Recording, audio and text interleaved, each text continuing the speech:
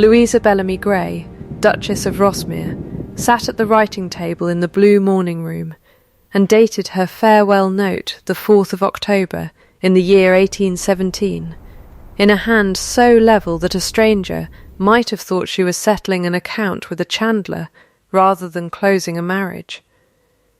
She did not cry. She did not blot the page. She did not reach for a second sheet. She dipped her father's pen once, wrote the date, wrote the salutation, and did not pause again until the last line was dry.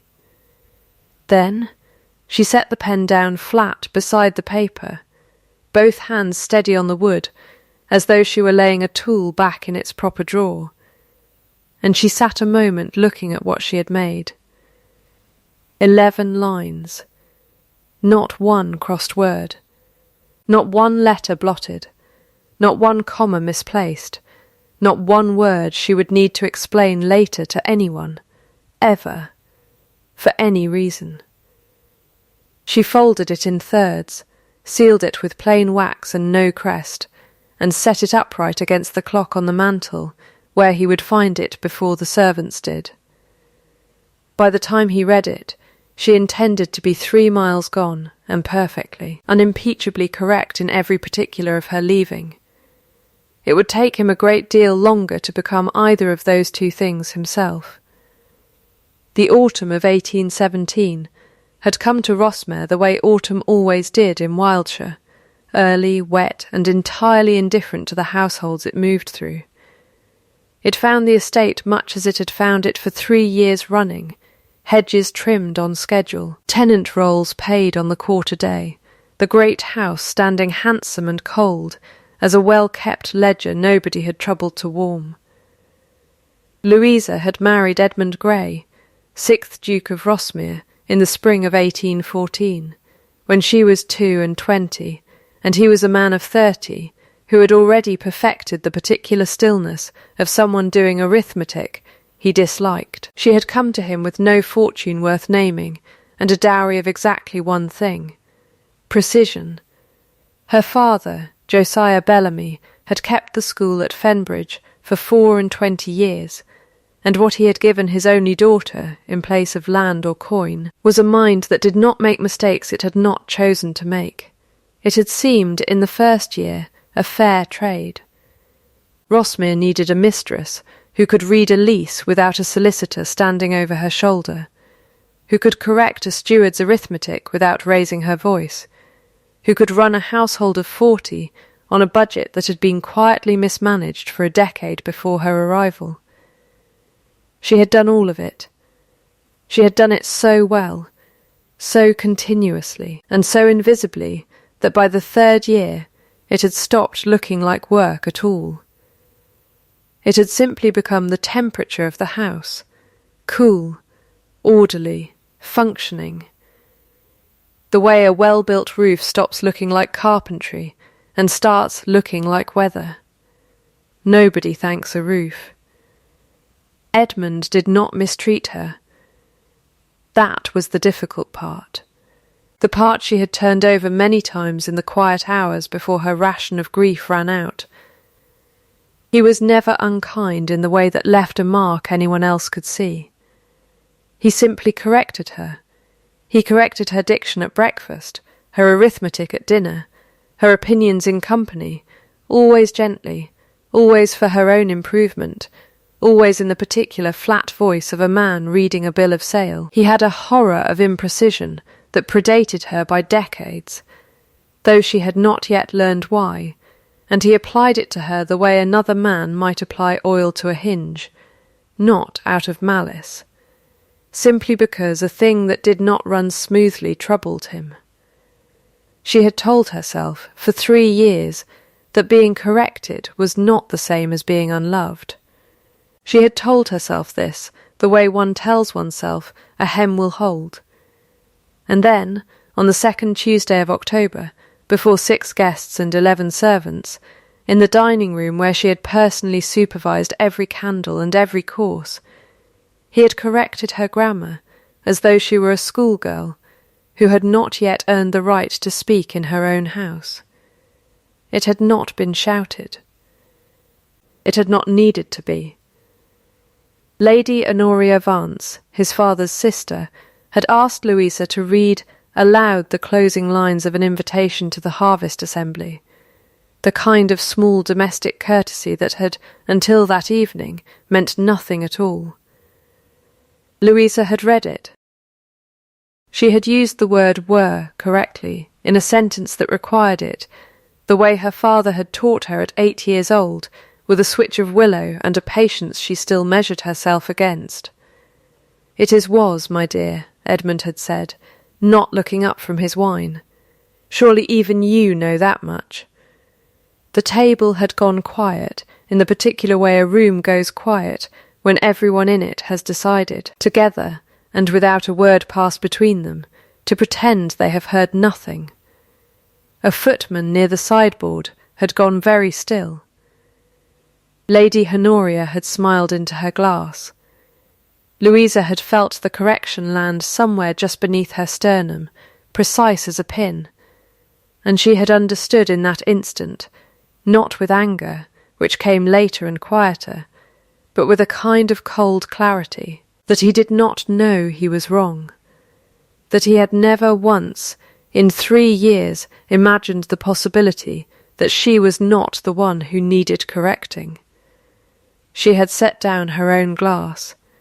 She had said, of course, in a voice that gave nothing away, and she had finished the evening exactly as a duchess ought, attentive, gracious, correct.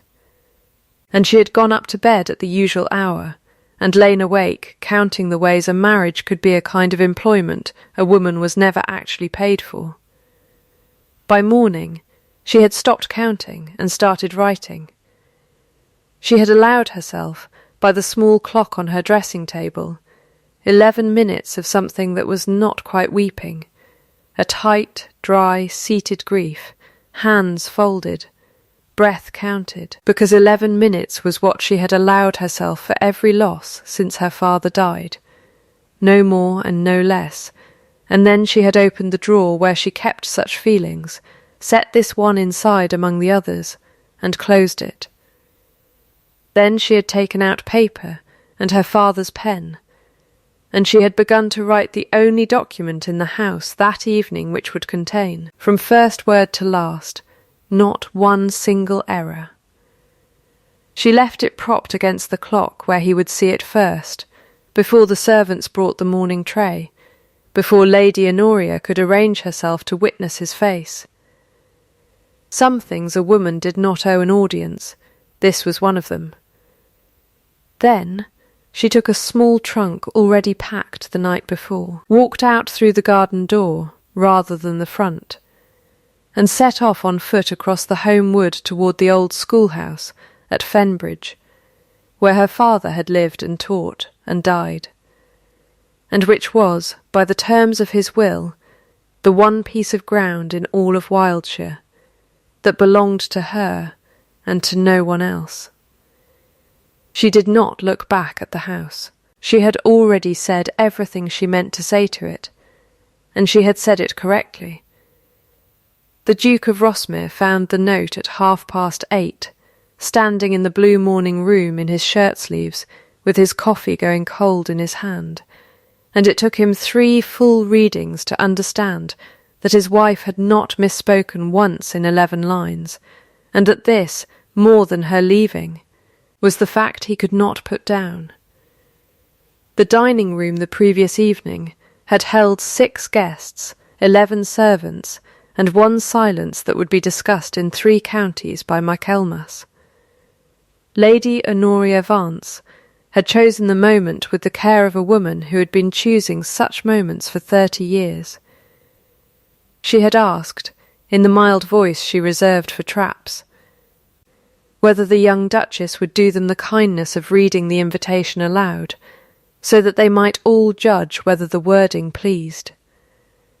It was the sort of request that could not be refused without seeming odd, and Louisa, who had drafted the invitation herself in an hour that morning, between the linen accounts and a tenant dispute over a boundary hedge, had not thought to refuse it. She had read it well.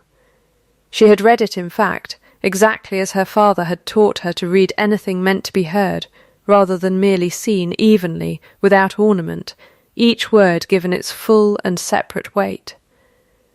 When she reached the line concerning the weather that had attended the previous year's harvest, she had used were because the sentence demanded a condition contrary to fact. Because if the weather were fine, we should be glad of it, and any child at Fembridge School who had survived Josiah Bellamy's tutelage past the age of 9 knew the difference in their sleep. Edmund had not looked up. That was, later, the detail Louisa returned to most often. Not the correction itself, but the fact that he had delivered it without lifting his eyes from his wine, as though she were a clerk reciting figures he had already checked twice, and found wanting a third time out of habit. "It is was, my dear," he had said. "Surely even you know that much." A footman near the sideboard, a young man named Tam Wicks, who had grown up on Rossmere land, and whose mother had been taught her letters at Fembridge by Louisa's own father, had gone very still, the way a man goes still when he has heard something he is not permitted to react to. Lady Honoria had lowered her face to her glass, in the particular manner of someone hiding a smile rather than sharing one. Two of the guests had found the tablecloth suddenly fascinating. Louisa had felt the words land beneath her breastbone, precise as a pin driven by a steady hand, and in the space of perhaps 4 seconds she had made 3 decisions in quick succession. She would not correct him in front of the servants, because that was not a kindness she was willing to spend on a man who had not offered her the same. She would not excuse him either, because silence was not the same as agreement, whatever he chose to believe. And she would finish the evening exactly as a duchess ought, gracious, attentive, flawless. Because there was a particular dignity in being wronged well, and she intended that night of all nights to claim it.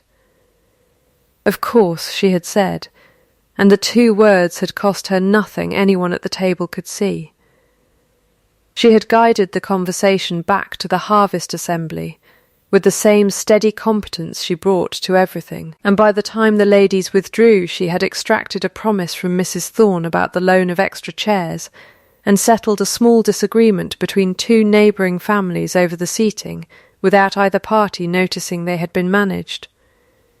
She had gone up at the usual hour. She had undressed herself rather than ring for her maid, because she did not trust her face for company of any kind, even a kind one, and she had sat a long while at the window, with her hands folded in her lap, doing the thing she did instead of weeping, which was counting. She counted 11 minutes by the little clock her father had left her. The same 11 minutes she permitted any grief, no more, no less, a discipline installed so early in her life she no longer remembered choosing it. When the 11 minutes ended, she opened the private drawer of her mind where such things were kept. The loss of her father, the 2 children she and Edmund had wanted and not yet been given, 3 years of corrections delivered like small bills come due, and she set this new grief inside among the others. And she closed the drawer, and she got up. Then she took inventory, because inventory was the second thing her father had taught her, directly after precision, and the 2 had never once failed to serve her. She owned the schoolhouse at Fembridge outright, willed to her free and clear of any claim Rossmere or its duke might make. She owned her father's ledgers, 40 years of them, kept in a hand so exact that the parish had used his figures as the standard against which all others were checked. She owned a small annuity settled on her at marriage that no one, not even a duke, could touch without her signature. And she owned, above all else, a mind that had never once, in 28 years, produced a sentence it could not defend. That was not nothing. She had spent 3 years being made to feel that it was. She wrote the note before dawn, dated it correctly, sealed it without a crest, and walked out through the garden door with a single packed trunk and her father's pen in her pocket, because there were things in this world worth carrying, and a man's approval had simply, quietly, stopped being one of them. The path to Fenbridge ran 3 miles through the home wood and along the mill stream, and she knew it the way she knew her own hand, having walked it 1,000 times as a girl carrying her father's dinner to the schoolroom door. The schoolhouse had stood empty since his death 2 years before, kept in trust, its windows shuttered, its garden gone to bramble. She reached it a little after 7, unlocked the door with the key she had never stopped carrying, and stood a moment in the cold front room breathing in dust and chalk and old paper, and something in her chest, which had been held very tight since the previous evening, loosened by perhaps 1 full turn. She did not know yet what she meant to build there. She knew only that she meant to build something, and that whatever it was would not require anyone's permission. She was still standing in the doorway, deciding where to begin, when she heard a cart on the lane, and looked up to find Mrs. Odell, who had kept house at Rossmere for 26 years, and had buried 2 husbands and outlasted 4 dukes' tempers, climbing down with a basket over one arm, and an expression that suggested she had walked into this particular weather before, and did not intend to make a fuss about it now. "Thought you'd want bread," Mrs. Odell said, setting the basket on the step, "and I'll not ask what happened, because I already know, and I'll not tell you what I think of it, because you already know that too." "Thank you," Louisa said. "Don't thank me yet. Thank me when the roof's fixed." Mrs. Odell looked up at the sagging thatch with the flat disapproval of a woman assessing a debt. "That'll take doing before winter." "I know how to fix a roof," Louisa said. "My father taught me that as well." Mrs. Odell's mouth twitched, not quite a smile.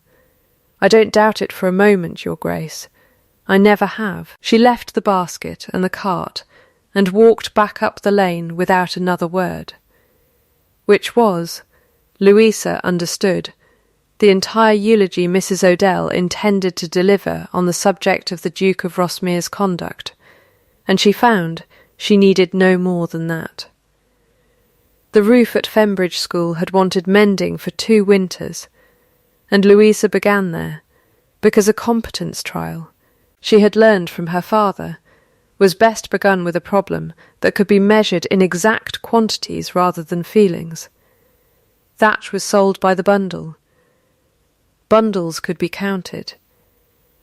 She counted 41, priced them against the thatcher's usual rate, found the figure he first quoted her inflated by nearly 1/3, and told him so plainly, with the relevant sums written out in a hand he could not argue with, even though his face suggested he badly wanted to. "Beg pardon, Your Grace, but a woman doesn't generally know thatch prices," he said. "This woman kept her father's accounts from the age of 12, Louisa said. "The bundle rate at Michaelmas Fair was 4 shillings, not 6. I have the receipt from 2 years past, in his hand, if you would like to see it." She had the receipt. She showed it to him. He did the roof for 4 shillings the bundle, and did not attempt to inflate a figure to her again. It was a small victory, the kind that would never be spoken of in a drawing-room, and it was the first thing in 3 years that had belonged entirely to her.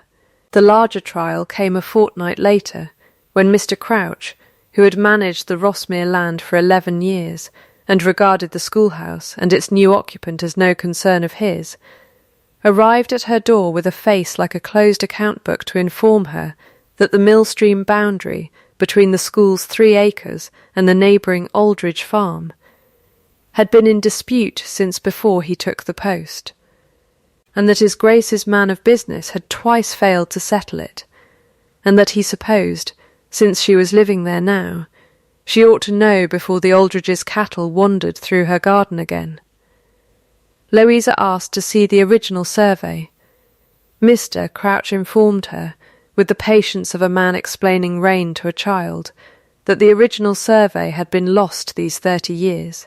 Louisa asked whether her father's ledgers might contain a copy, since Josiah Bellamy had been asked, in his time, to witness half the boundary agreements in the parish, on account of being the one man in Fenbridge whose hand nobody ever thought to dispute.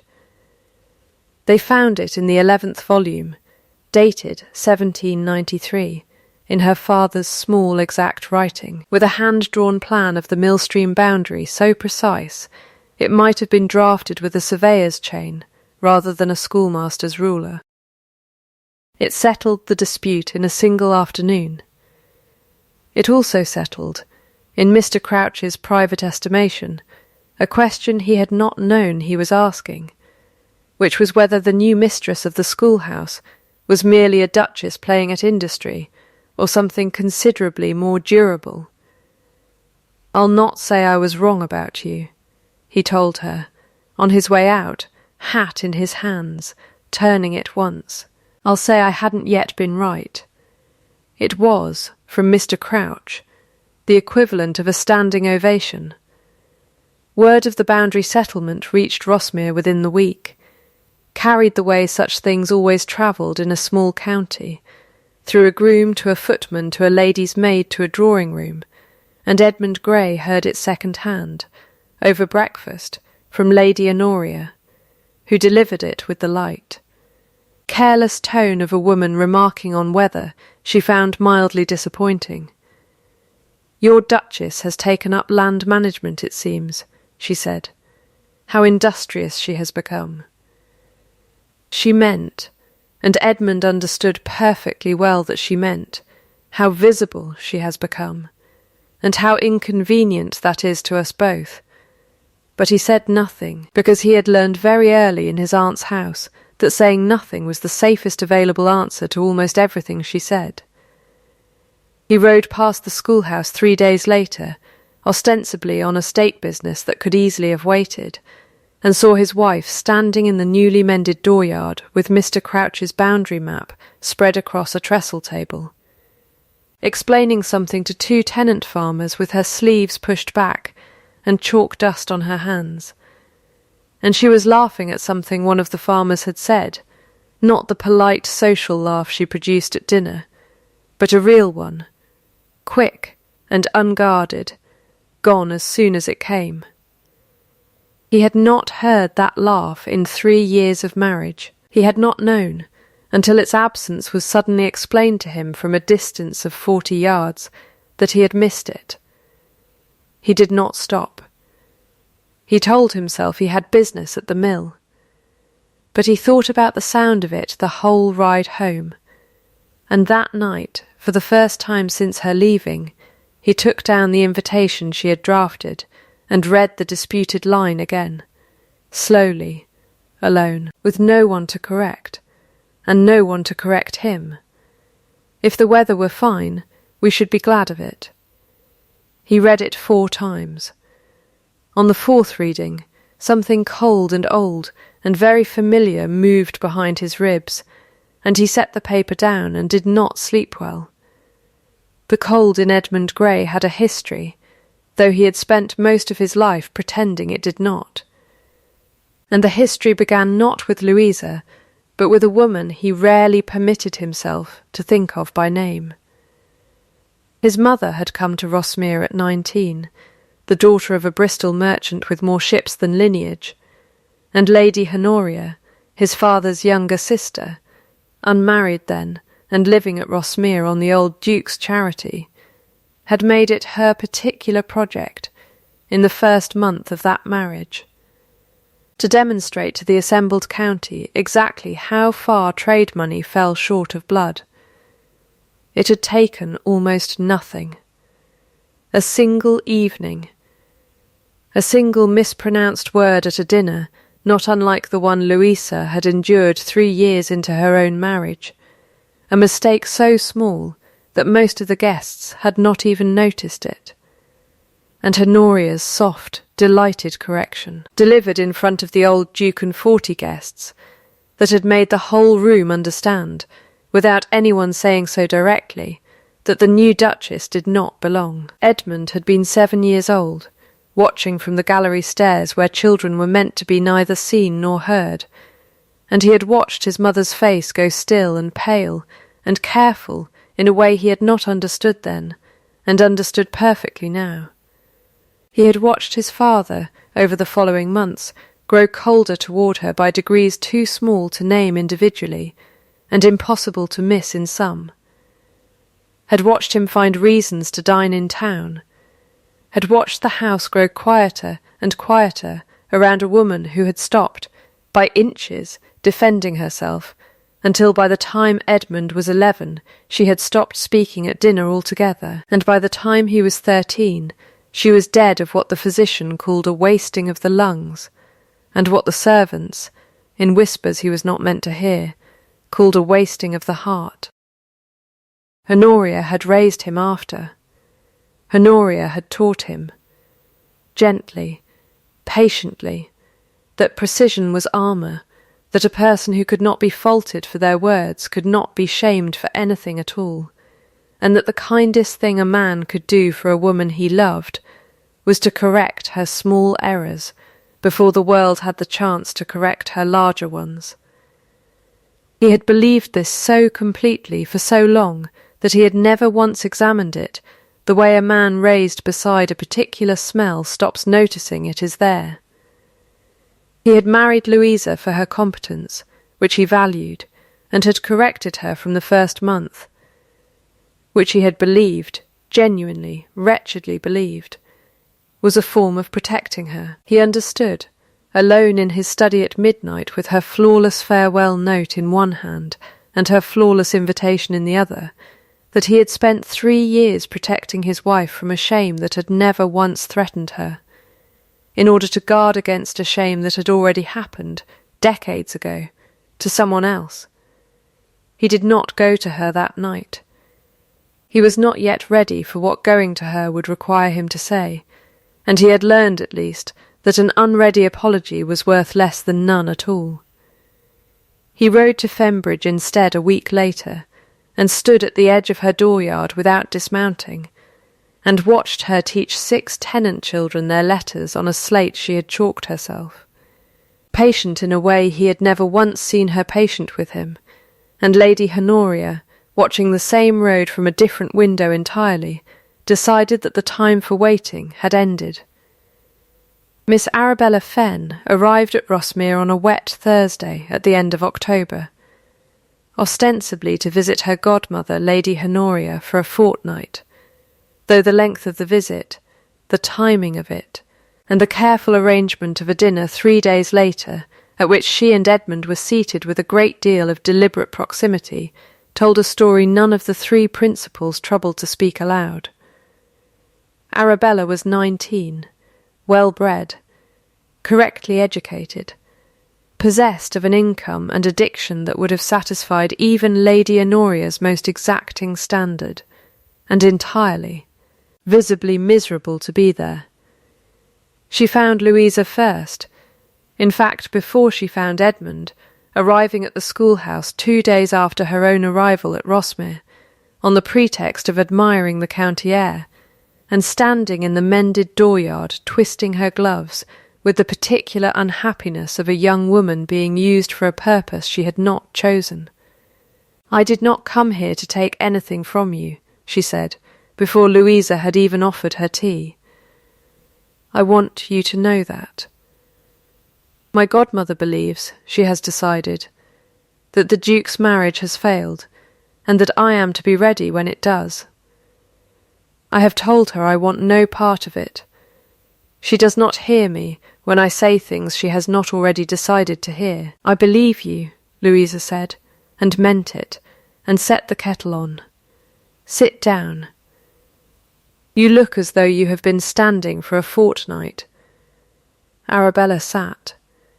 She talked, once she began, the way people talk when they have been carrying something silently for too long, about Honoria's letters to her mother promising a settlement in exchange for her cooperation, about a fortnight of pointed dinners and pointed silences, about her own dawning understanding that she was not a guest at Rosmere but an instrument, polished and positioned. She talked, too, without quite meaning to, about a detail that made Louisa go very still over the teapot, that Honoria kept a small locked writing box in her sitting room, which she had once, by accident, seen opened, and inside it had been letters, old letters, yellowed, tied with ribbon gone grey, and a school ledger that was not, Arabella was almost certain, the same ledger the vicar used for the parish accounts. I only saw it a moment, Arabella said. She was very displeased I had seen it at all. Louisa set down the teapot with great care. Do you recall which ledger? Fenbridge School, I think. There was a figure on the cover. A year, 1809 perhaps, or 1808. Louisa's father had died in the spring of 1815, having kept the Fenbridge school accounts, without interruption, for 24 years, in a hand so exact the parish had used it as its own standard. There had never, in her memory, been any question of a second ledger, kept elsewhere, by anyone. That night, for the first time since she had left Rosmere, Louisa did not sit with her father's real ledgers merely to remember him. She sat with them to find something. She found it by candlelight, 3 nights later, in the 11th volume, the same volume that had settled the Aldridge boundary, a column of annual figures for the parish school subscription that her father had recorded faithfully every autumn, and beside it, in his small careful hand, a private note she had read 100 times as a girl, without once understanding its weight. Subscription received, £40. Subscription recorded to parish, £26. Discrepancy unresolved, referred to Lady H.V. As trustee no reply received, this 3rd time of asking.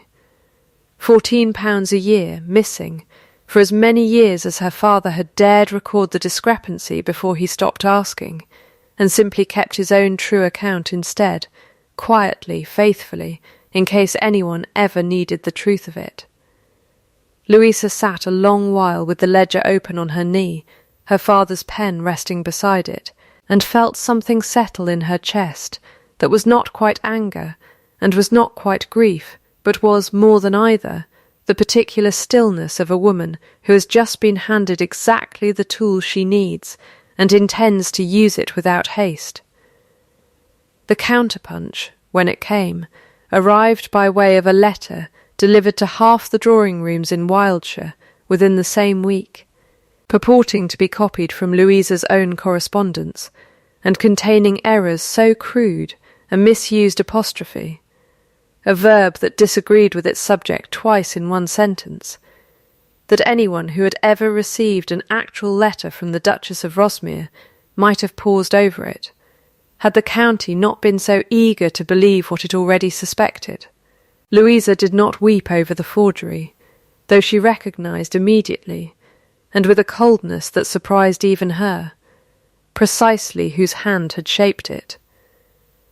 She recognised it because she had seen samples of Lady Honoria's true handwriting on the guest list for the Harvest Assembly, and the forger, in trying to imitate an uneducated woman's script, had betrayed the careful, deliberate loops of someone who wrote correctly by habit and had to work, consciously, to make an error look natural. A person does not make mistakes convincingly who has spent a lifetime making none. She set the forged letter beside 3 genuine ones in her own hand, side by side on the trestle table, and studied them the way her father had taught her to study any disputed document, not for what it wished to say, but for what it could not help revealing about the hand that made it. Mr. Whitlow, the parish clerk, had kept the register at Fenbridge Church for 30 years, and had witnessed more marriages, christenings, and disputed wills than any man in the county, which meant he had also spent 30 years comparing hands for a living, quietly, without any of the drama of a courtroom. Louisa rode to see him on a grey morning with the forged letter, 3 of her own, and her father's ledger in a leather case under her arm, and laid all of it on his table without preamble. "I should like your opinion, Mistress Whitlow, on whether these were written by the same person." He took his time. He held the letters to the window light, turned them, held them again. "This one," he said at last, tapping the forgery, "wants to look careless and doesn't manage it. See here and here, the pen never once hesitates. A careless hand hesitates, your grace. It corrects itself, crosses out, presses too hard when it's cross and too light when it's tired. This was written slow and careful by someone practising being sloppy. That's a harder trick than it sounds, and whoever did it hasn't quite the knack. And do you recognise the practised hand beneath it?" Mr. Whitlow was quiet a moment. He had witnessed a great many documents in 30 years, and knew better than most men in the county the particular cost of naming a lady of quality as a forger. "I recognise a hand that signed the parish subscription book for 11 years running," he said finally, "before it stopped signing it at all, round about the time your father began keeping his own quiet count instead. I did wonder, at the time, why a trustee would stop signing her own accounts. I am an old man, your grace, and old men are permitted to wonder a great many things without saying them aloud. But you have asked me plainly, and I find I am tired of wondering quietly." He agreed, without being asked twice, to say as much before witnesses, should witnesses ever be required. They were required within the fortnight. Lady Honoria, sensing perhaps that the ground beneath her scheme had begun to shift, though not yet understanding how far, moved to close the matter before it could be examined further, and sent word to Edmund that the county's confidence in his Duchess's discretion had regrettably become a subject of general remark, and that a quiet arrangement, an extended visit to a distant relation perhaps, until the talk subsided, might spare the family further embarrassment. It was, Edmund realised, reading the letter twice by lamplight, precisely the manoeuvre his aunt had once used on his mother, offered in precisely the same reasonable, regretful tone, and he understood with a lurch that he had very nearly written the reply she wanted before he caught himself. He rode to Fembridge instead, at an hour that suited no propriety at all, and found Louisa still awake over the ledger by candlelight, and stood in her doorway with his hat in his hands, turning it, the way Mr. Crouch had once turned his. "I read the invitation again," he said. "The one from the dinner. You were right. You have always been right, in every particular I troubled to check, and in a great many I did not think to check because I had already decided, before you ever opened your mouth, that a Bellamy could not outspeak a Grey." Louisa set down her pen. "Say the rest of it." "My mother," he said, and stopped. Started again.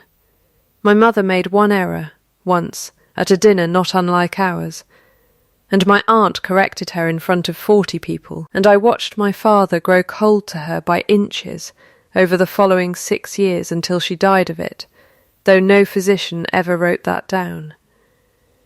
I have spent my whole life believing that if I corrected every small fault before the world could see it, I could keep the people I loved from what happened to her.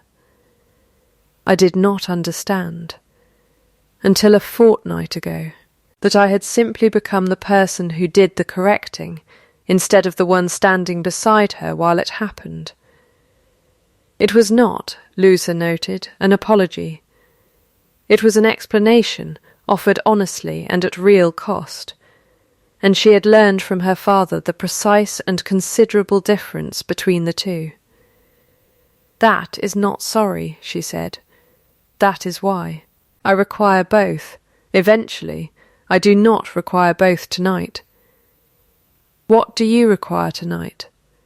"Sit down," she said, "and read this ledger with me, and tell me whether you recognize your aunt's hand in the subscription column for 1809, because tomorrow I intend to ask her about it in front of every person who has ever doubted mine."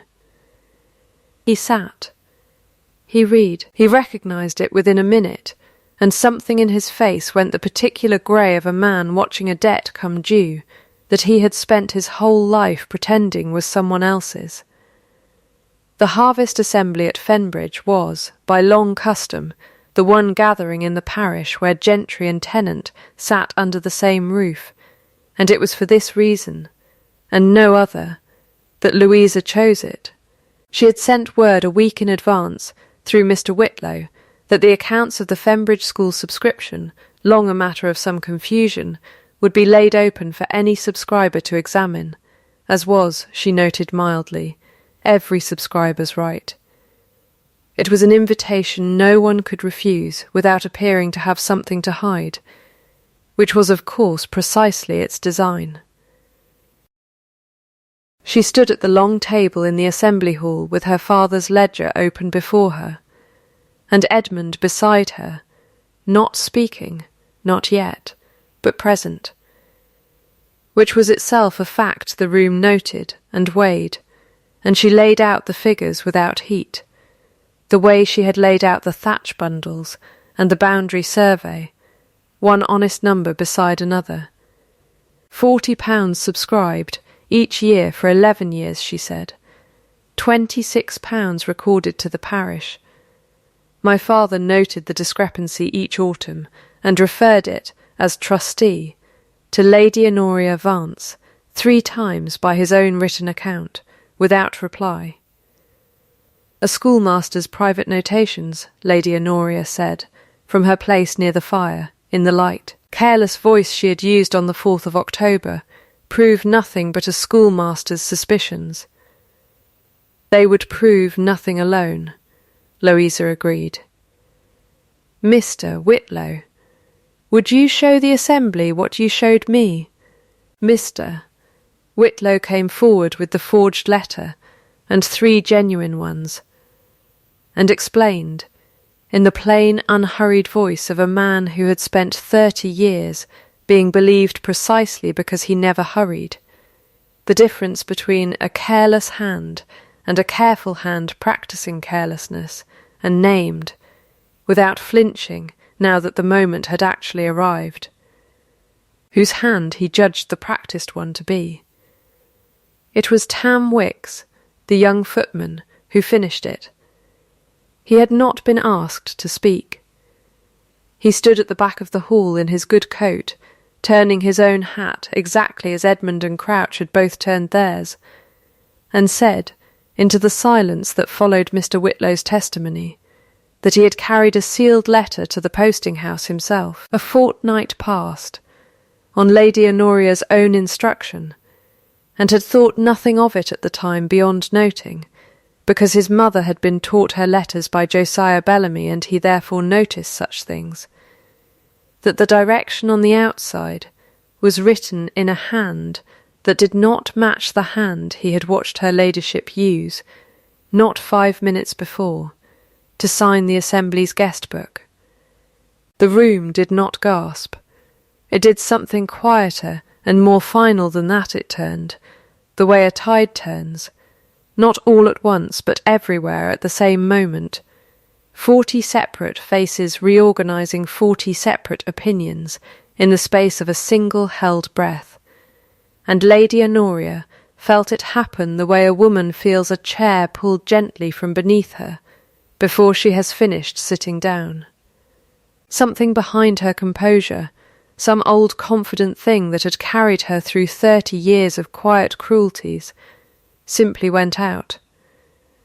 Louisa let the silence hold a moment longer than was comfortable, because she had learned that silence, held correctly, did more work than any accusation.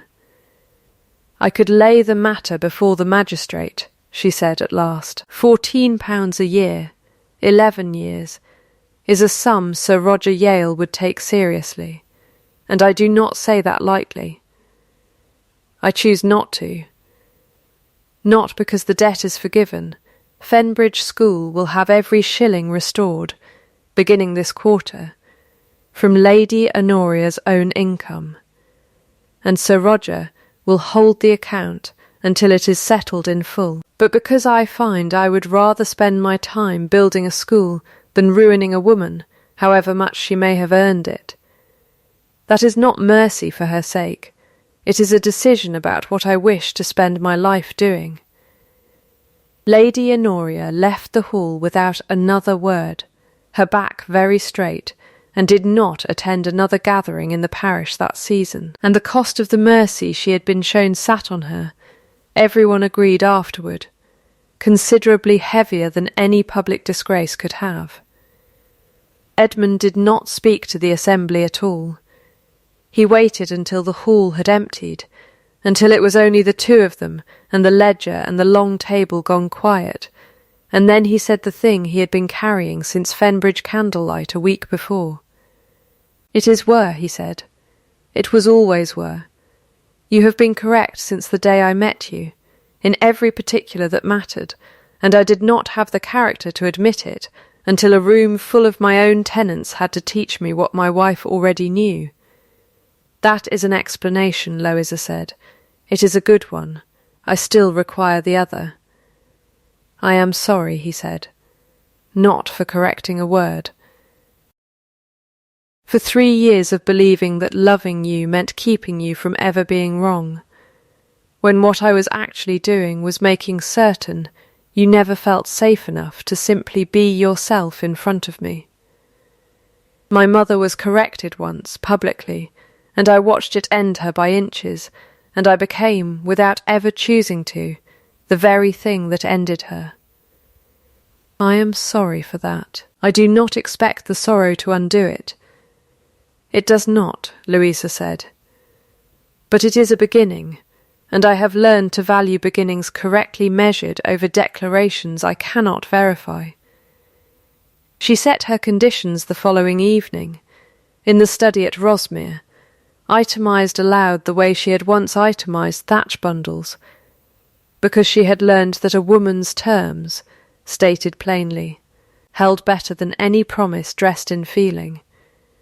I will have full authority over the school at Fenbridge, and any charitable subscription bearing my father's name, answerable to no trustee but myself.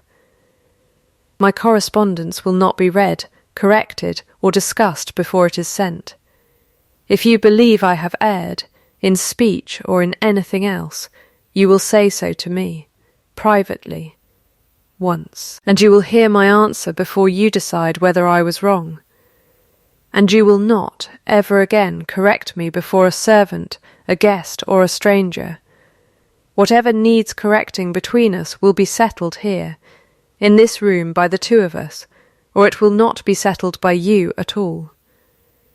All right, Edmund said. All right, then, Louisa said. And that was the whole of the treaty. 4 words traded twice over, and it held better than any speech either of them could have made. Miss Arabella Fenn left Rosmere the following week for her aunt's house in Bath, with a letter of introduction from Louisa herself to a lady there who ran a school for girls of good family and modest fortune, and a standing invitation to visit Fenbridge whenever she liked, which she did twice that winter, and became within the year something between a friend and a colleague, teaching the older girls their sums on Tuesdays. The winter that followed was not a season of grand gestures, it was a season of small ones, counted deliberately, because Louisa had learned that nothing in isolation proved anything at all, and everything in accumulation proved a great deal. Edmund began, without being asked, to move his chair beside hers in the evenings rather than across from her, close enough that the fire warmed them both from the same angle. He brought her tea before she rang for it, correctly made, remembering without being told that she took it with honey and not sugar, a fact he had never once in 3 years troubled to learn. He asked, over the school ledger one January evening, whether she thought the subscription might stretch to a second teacher for the younger children. And when she said it might, if the roof repair came in under budget, he said, then let it come in under budget, and rode out the next morning to negotiate the Thatcher's rate himself, badly, so that she had to correct his arithmetic with a patience she found, to her own quiet surprise, came easily now that it was freely given rather than owed. He began, too, to use words she recognised as her father's. Precision is a kindness, not a cruelty, offered once at a dinner when a young curate stumbled over a Latin phrase, and Edmund, instead of correcting him before the table, simply passed him the correct word quietly, under cover of the soup course, so that only the curate himself ever knew a correction had been made at all. The relapse came in February, as she had privately expected it would, because change proven only once is not yet change at all. They hosted a small dinner, the first since the Harvest Assembly, and a young officer newly arrived in the county made the same small error Louisa had made in October. Used was where were was wanted, and Edmund, from long habit worn into a groove over 30 years, began to open his mouth to correct him before the whole table. Louisa touched his sleeve, lightly once, beneath the cloth where no one else could see. He stopped. He looked at her.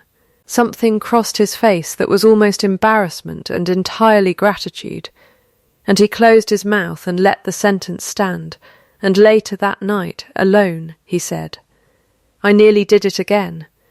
I did not even choose to." My mouth simply began. "I know," Louisa said.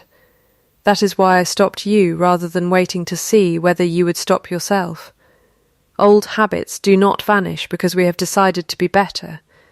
They vanish because we catch them, again and again, until catching them becomes the new habit." "Then catch me again," he said. "As often as it takes. I intend to," she said, and there was in the words something that was not quite forgiveness and not quite a promise, but stood very near the border of both. He said the rest of it in March in the schoolhouse dooryard, with the first real warmth of spring on the mended roof, and 6 tenant children's voices drifting through the open window, reciting their letters in a chorus that would have made her father smile. "I would choose you," he said, "not because I was given you, and not because a document once made it convenient. I have been choosing you for some months now, in small ways I did not always have the courage to name, and I find I would like to go on choosing you for a considerably longer time, if you will permit it. I do not say the 3 words easily, because I have watched what they cost when they are spoken, without proof behind them. I would rather show you over years than tell you once and consider the matter settled. That," Louisa said, "is the first sentence you have ever spoken to me that did not want a single word corrected." She reached into her pocket then and drew out her father's pen. The same steel-nibbed pen that had written the farewell note in October, that had settled the Aldridge boundary, that had signed every honest column in 11 volumes of ledgers, and pressed it into his hand. "Write something with it," she said, "anything true." He wrote, on the back of an old lesson slate propped against the schoolroom wall, in a hand considerably less steady than her own, but entirely his own effort, 4 words. "I was wrong. She was right." "There," Louisa said, reading it over his shoulder, "not one error."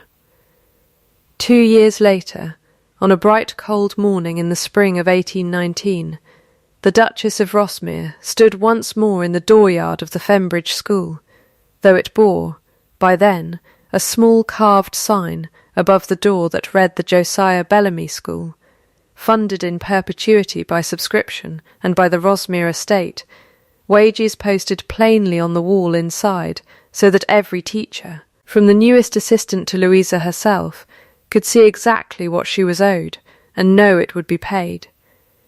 There were 3 teachers now instead of 1, and 40 children instead of 6, and Miss Arabella Fenn, who had married a Bath solicitor the previous autumn and moved only 12 miles distant, still came on Tuesdays to teach the older girls their sums, precisely as she had promised. Lady Honoria Vance lived quietly in a small house in Harrogate, on an income reduced by exactly the sum she had once taken, sending, each quarter without fail, the restitution Sir Roger Yale had arranged and continued to oversee, and writing, twice a year, letters to Edmund that he answered briefly and without cruelty, because Louisa had taught him, by example rather than instruction. That mercy once given did not require being reissued indefinitely to feel complete. Mr. Crouch had been made steward of the whole Rosmere estate the previous year, at Louisa's recommendation and Edmund's ready agreement, and kept the accounts now in a hand he had, with some private embarrassment, spent considerable effort improving, having decided a man ought not to keep sloppy books for a household that valued precision as its own particular kind of love. Tam Wicks had been sent, at Louisa's expense, to a grammar school in Wildshire Town, and wrote home each month in a hand that grew steadier with every letter, and signed himself always your obedient and grateful, which made Mrs. Odell laugh each time she read it aloud in the Rosmere kitchen. The house itself, visitors remarked that spring, had changed in some quality none of them could quite name. It was not the furniture, which was largely unaltered, nor the staff, most of whom remained. It was something in the air of the rooms themselves, a house that had held its breath for a generation, first under one duchess and then under another, seemed at last, that spring, to have let it out. Louisa kept her father's pen on the writing-table in the blue morning-room now.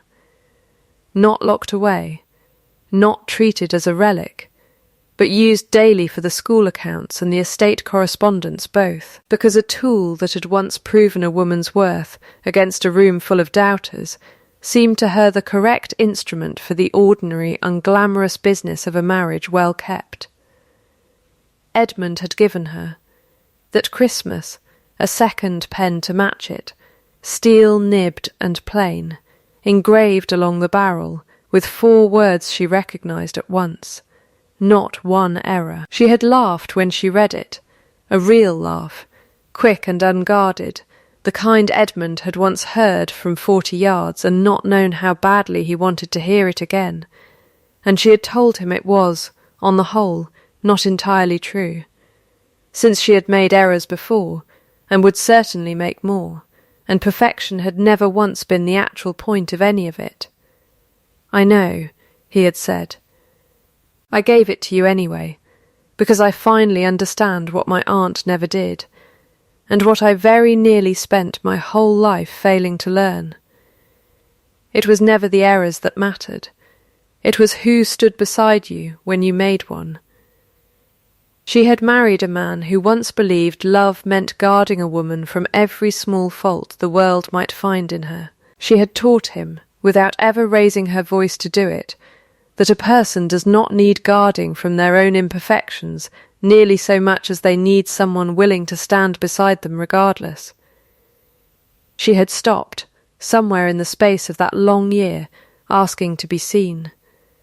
She had made herself, instead, impossible to unsee, not by shouting, not by breaking, but by building, patiently, in full daylight, until the whole county had no choice but to recalculate what it had once dismissed as merely useful. That was not a thing any man could correct out of her. It was not a thing, in the end, that anyone could take away at all.